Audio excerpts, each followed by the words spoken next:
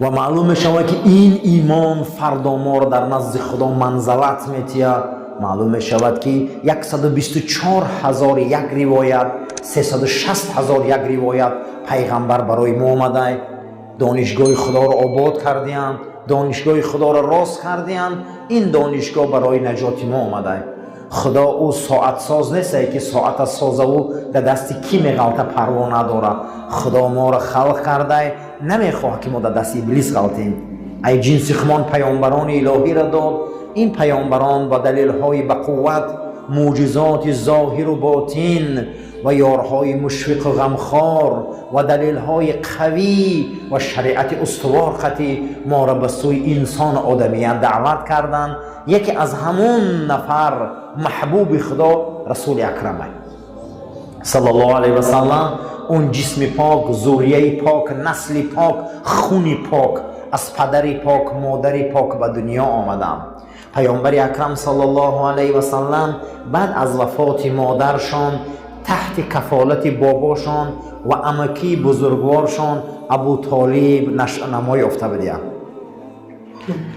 حضرت محمد مصطفی صلی الله علیه و سلم در 6 سالگی بودند که مادرشان در منطقه ابوا واقع بین مدینه و منوره از دنیا درگذشتند. او برای دیداربینی دایه ها و تقاها و بنی عدی بنی نجار رفته بود. در هنگام بازگشت به سوی مکه مکرمه در همین منطقه سیرت ابن هشام جلد 1 صفحه 168 می‌بیاره که در همون منطقه ابوا در یک تبلرزه و گریب از دنیا گذشتند. جناب پیغمبر 6 ساله بودند. جناب پیغمبر 6 ساله بودند، از مادر مهربانشان جدا شدند. در همون وادی، در همون منطقه مادرشان به خاک سپاریدند. قسمتی از علما وصف میکنند در تاریخ‌ها و تاریخ‌های وسیع می‌بیارند که آیه مبارکه قرآن که یعرفون کما یعرفون ابناءهم، ای پیامبر این یهودیا و این مسیحیا و تمام انسانیتی که برای اونها پیغمبر و کتاب آسمانی اومده هست، اونها ترا میشناسند چه خیلی که فرزنداشون میشناسند و ترا میدونند. راوی ها روایت میکنند که عبدالله پدرشان یهودیان زهرالود کرده کشتند که از همین پشت، از همین نسل تازه، از همین ذریه پاک آخران پیغمبر به دنیا میبیاد.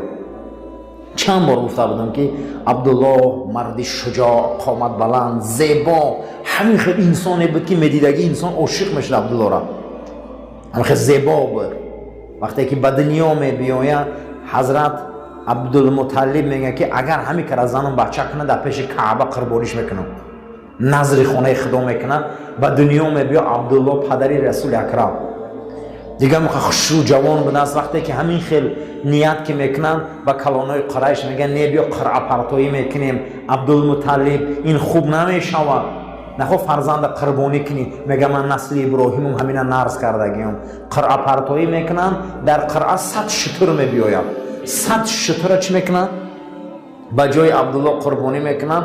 رسول اکرم صلی الله علیه و سلم میگفتند که من فرزند 2 تا قربانی شده رای خداوم.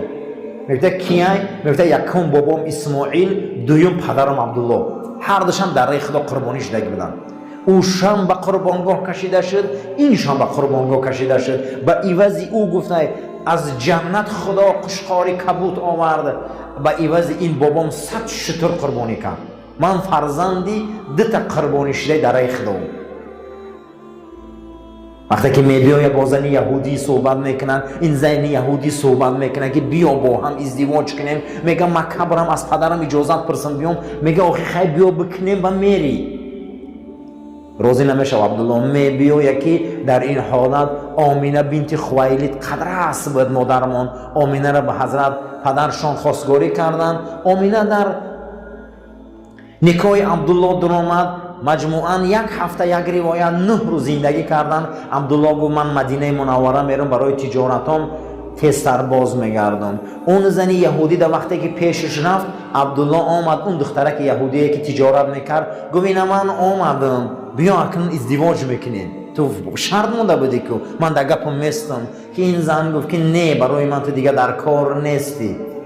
گفت سبب برای چی در کار نیستم؟ گفت همون ستاره ای که در بین دو کتفت میدیدم همون ستاره دیگه نیست. اون ستاره در بطن آمینه گذشته بود. یعرفون کما یعرفون ابناءهم. این یهودیات را میشناسن چه خیلی بچه‌هاشون هم میشناسن. همون حالت در راه میبیا، در راه یک تبلرزه میشم و میمره. یهودیات در همون وقت جناب پیغمبر در بطن مادرشون 6 ماهن یا روایت 4 ماهن یا روایت در راه میبیا به هیچ میمره.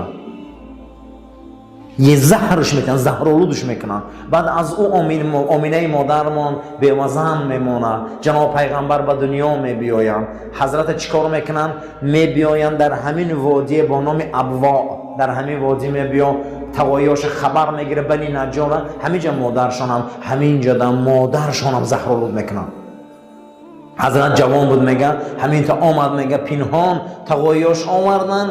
کفالت و کفیلی را کی گرفت؟ عبدالمطلب. عبدالمطلب فرزندای زیاد داشت. بعد از مرگ مادر پدر بزرگش عبدالمطلب سرپرستی رحمت للعالمین به ذمه میگیرن. پیامبر اکرم صلی الله علیه و سلم در زیر سرپرستی عبدالمطلب کلان میشوند. عبدالمطلب فرزندای زیاد داشته که زیاد از 10 نفر بوده، اما یگان تش رنگ محمد دوست نمی‌داشته. صلی الله علیه و سلم رسول الله محبوب بودن در پیش باباشون. امکاش میگه رشک میبردن. یگان نبیرش رنگ محمد میگه شیرین نبود صلی الله علیه و سلم. او مردی با هیبت بود. یگان فرزندش در سری زانوی عبدالمطلب یگان مرشتگی نبوده. یگان نبیرش در سری زانوی عبدالمطلب شیشتگی نبوده، اما رسول الله میشیشتیان. مید حق بدیم میگه میشیشتن، اما امکیاش تلاش میکردن که او را ای سری زانوی عبدالمطلب گیرن. هر بار نیت میکردن میگه عبدالمطلب صدا بلند میکرد چخش نشوی، من بیایا بشینم، چخش نشوی، چخش نشوی.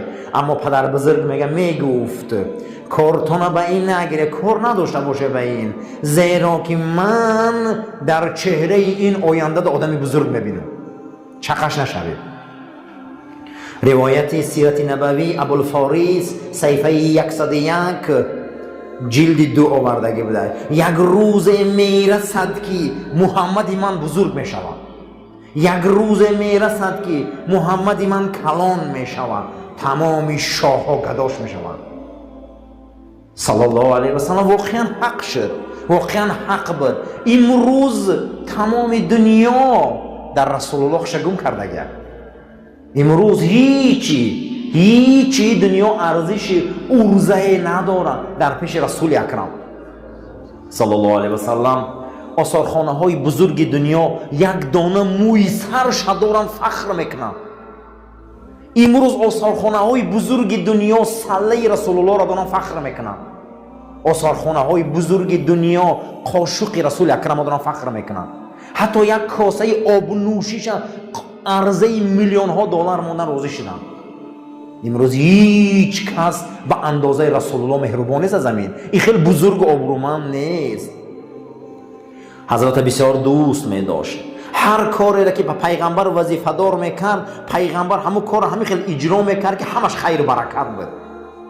روزی میگن او را به دنبال یک شتر راهی کرد که کمتر دیرتر رسول الله صلی الله علیه و سلم آمدن. عبدالمطلب میگه گرد کعبه را طواف میزدن، میگفتن صحیح ربی رد راکبی محمدا رده لی وصنع عندی یدا. در سیره نبویه صحیفه 56 آمدگی بوده است که پیامبر شترکاوی میره و دیرتر میبیا.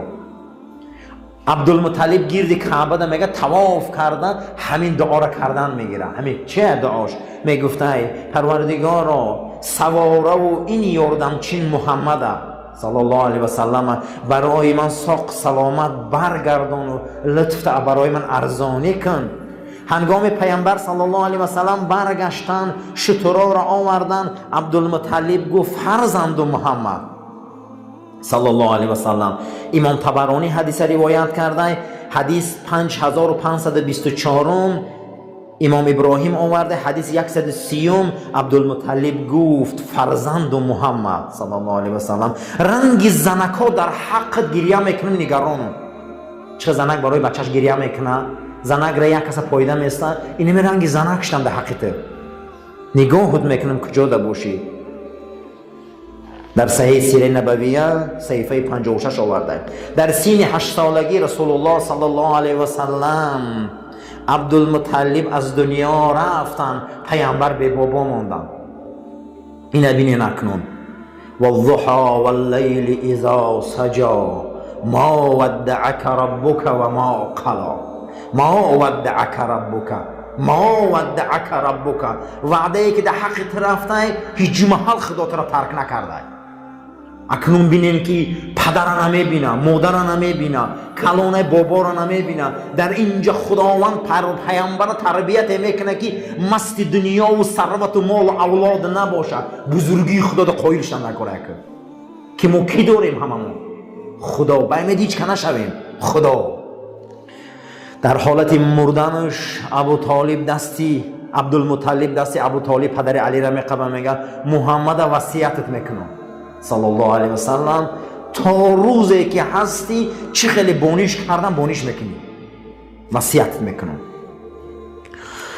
در این مورد سپارش کرد. از آن پس ابو طالب سرپرستی حضرت به عهده گرفت و چنان مهربان بود. سیره نبویه ابوالفاری صحیفه 101 روایت میکنه این یک حکمت های خداوند بود. پیامبر یتیم باشد، تنها باشد، برای که خدا دوست میدونه که فردا کسی گپ نزنه که محمد تو 60 سالگیش من کلام کردم، بهانه نکنن، برای که او را الله به درجه آورد.